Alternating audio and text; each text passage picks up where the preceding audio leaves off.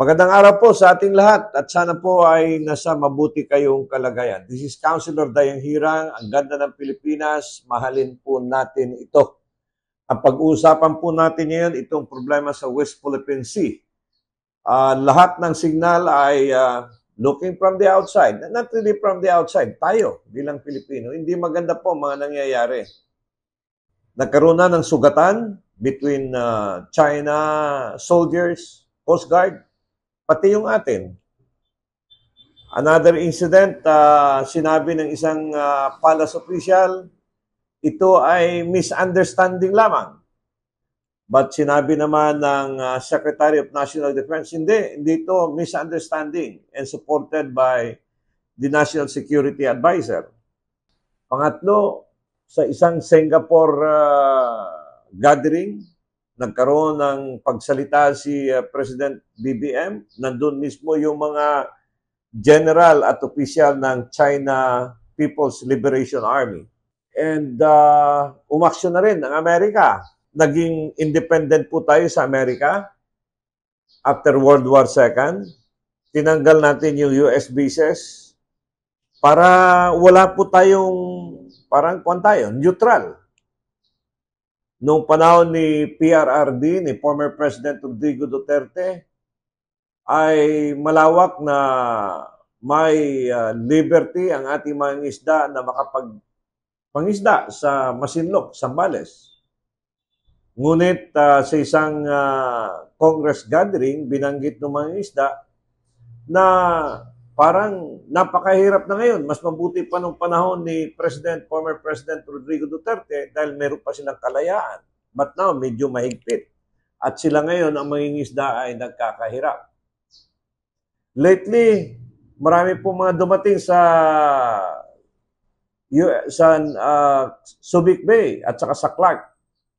Mga sundalo po ng Amerika. At the same time, marami po mga Chinese na dito sa atin. So, yun yung mga initial background at binanggit ni President BBM, maghanda po tayo. Then, kung titingnan naman natin, geographically, ang pinaglalaban ng China ay walang mag-declare ng yung parang one China policy na yung ibig sabihin, walang dapat mag-recognize ng Taiwan. Dahil yung Taiwan ay sakop nila at mainit sila dito. On the other hand, yung dadaanan ng mga barko, yung Taiwan Straits, ay napaka-importante sa trading dahil lang po ang Taiwan ay isang malaking industrial country na rin.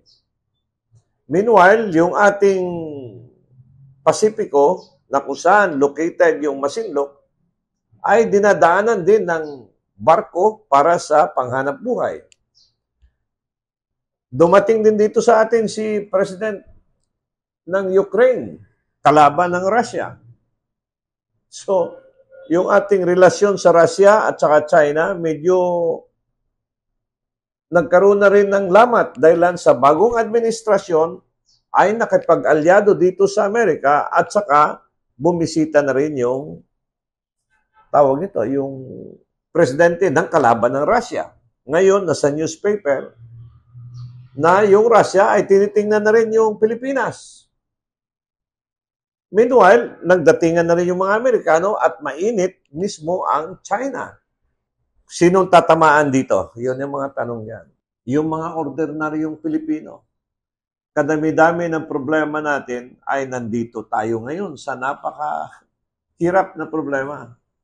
7,100 islands, yung Pilipinas, 110 million Filipinos. Yung isla natin, ipagdikit-dikit mo. Samal Island, Davao, Sorsogon, Leyte, idikit-dikit mo. Sa Negros, Cebu, Bohol,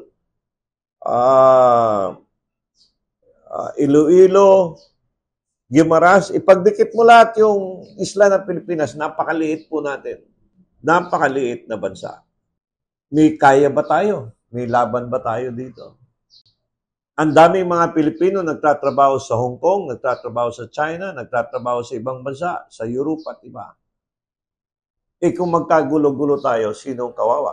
Tayong mga Pilipino. May yayaman, okay lang yun. Lilipad lang yan sila. Madali lang yan. May mga private plane yan. Tayo, pag magliparan ng mga eroplano dyan, maya-maya may dumating dito sa lilipad yan.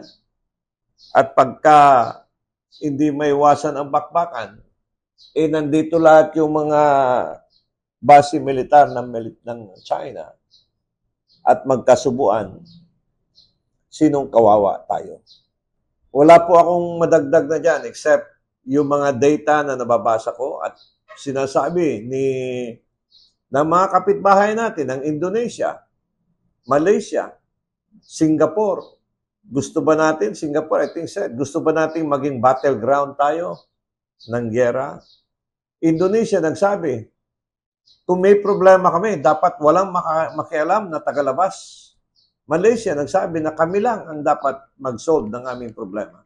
Ang problema ng Pilipinas, naging himbakan na tayo ng kalaban ng napakalaki ding bansa na napakainit na issue. At pagka nagkamali tayo dito, ang kawawa ang mga Pilipino. Ipagdasal po natin ang ating bansa at sana po ipagdasal natin si President BBM Marcos. Tumulong po tayo sa kanya. Maraming tumulong.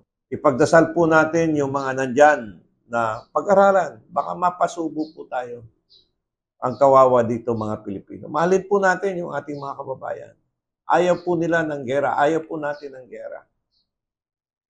At ito po ay nakikita natin. Ako alos maiyak ako sa nakikita kong sitwasyon. Masama po. Kawawa dyan yung ating mga anak, yung ating mga apo. Lahat ng pinaghirapan natin ay mawawala.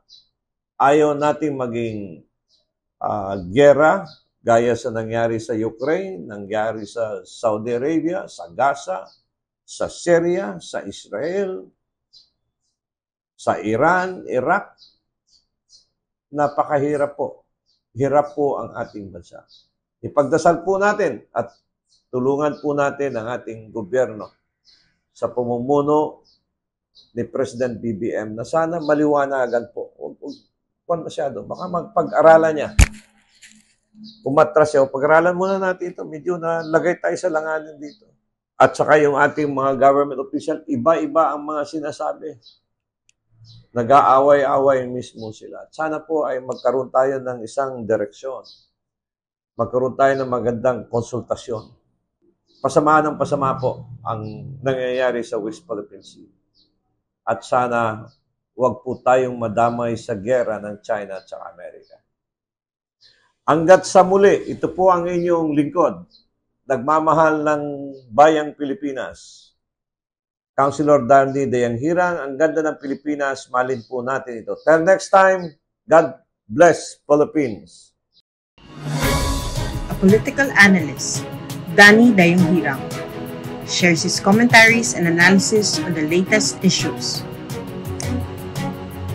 As a veteran public servant, offering his insights and critical thinking.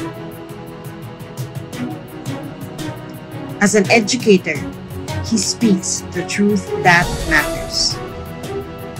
Our seasoned legislator, Danny Dayanghirang, is live every Monday, Wednesday, and Fridays at 6:30 to 7:30 p.m. via Facebook. Follow us on our social media platforms for more details. Mahalin natin ang Pilipinas.